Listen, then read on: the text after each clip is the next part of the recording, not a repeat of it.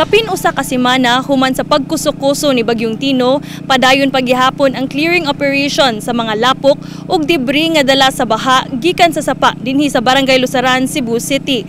Gani giabunuhan sab og yuta ang naputol nga tulay sa maong dapit aron maagian na sa mga tawo ug gagmayng sakyanan.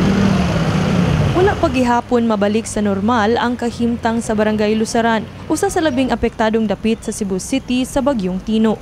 Mga nagusbat nga balay, nangaguba nga sakyanan, naputol nga taytayan, ug mga kabilin sa inanod nga hugaw, mga timailhan sa kadaot nga dala sa makalilisa nga bagyo. Gani atong naabtan si Nanay Victoria, kinsa nagpuyo daplin sa Lusaran River nga padayon paghihapong ng limpyo sa lapok nga misulod sa ilang panimay. Pagliwas sa bagyo, sige gibig palimpyo hantod pagkaron kay wa pa magilim human pag di magilaghan yuta sa sul. So sobra lang sa kasimana mamay grabe hagid. Paitagin namo din pagkabutang. Pa oh sus daghan pag ay lap. Sana ay palabay lang kana namo uban. Kapoy kay mamay.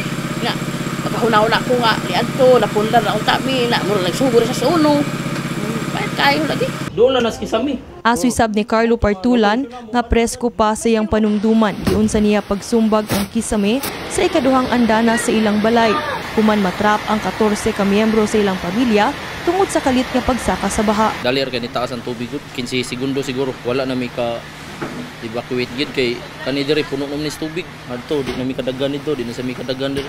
Mo to mga bata among gi pang saka sa kisame. Padung naman sad moabot ang tubig sa kisame kay na ang level sa tubig. Mo to ang sina sa namong giluslutan. Naabot gid mi sa ato. Mo na gid patay na gid mi. Mo na gid to. Kay grabe naman ang tubig gid. Patay na gid ba. Tagaan pa kita mi second chance gid na mabuhi pa gid ang kalibutan. Saog na lang ang nabilin sa panimay ni John, human kini maanod pipila ka minuto human silang makabakwit. Pait kayo mamay kay pagmata na mo mamang tubig. Diani naman pukaw din akong mga anak nga bangon na mo kay nanang tubig akong asawa akong pukaw nagan dimi ngambak mi nganha kat-kat na mi ngadto sa babaw nga dili na mi maabot sa tubig. Mao pa mahitabo ma'am nga inani kadako ang baha. Daghan ng bagyo nga niagi ang tubig kuto bagid ana. Mo ang mga tawo magag kumpiyansa kayo ba. Mayon tawo naa sila ipaabot nga hinabang na kay nga maka bangon ug balik ang mga tao dire sama lang mga dapat sa balay mga sin na. Ug bisan pa man sa kapait sa ilang kasinatian karon, asoy ni Nanay Elenita usa ka barbecue vendor padayon ang dagan sa ilang kinabuhi. Padayon gyud kay wa na magyumi laing paingnan pait nang kaistanan kay nangalobong sa lapok ang mga sinina mga gamit nga anod. Karong panahon na maayo ang halin kay kuan man na may daghang tao. Way lutuanan ang uban. Di kaluto ang uban kay nangaanod sa mga kaldero tanan ana. Nya mo nang palit na lagluto daan. Doon na nay kuryente ang pipila ka bahin sa maong barangay apan nagpabiling dakong problema nila ang kawadon sa agas sa tubig. Matud pa ni Cebu City Mayor Nestor Archival nga lakip sa ilang gitutukan karon ang pag-ayo sa kadalanan sa mga bukirang barangay ug ingon man ang JA Hydro Water Facility sa Lusaran nga usa sa tinubdan sa tubig sa syudad nga gasupply sa di mo menos 20,000 ka mga panimay. Sa pinakadako natong gitrabaho karon is kaning area from the mainland Cebu going to the katabitang across the bridge sa Lusaran. Sa ako na sang gisulti nga ang atong Lusaran naghatag og about 20 cubic which is about 20 million liters nga mohatag og tubig sa atong syudad. Mipahimangno sab ang Metro Cebu Water District kun MCWD nga magpondo og tubig pinaagi sa ilang tubig nga ipang-distribute sa mga apektadong konsumidor. Samtang padayon ang ilang pag-ayo sa nangaguba nga water pipes sa Haklupan Facility sa Talisay ug JA Hydro sa Lusaran.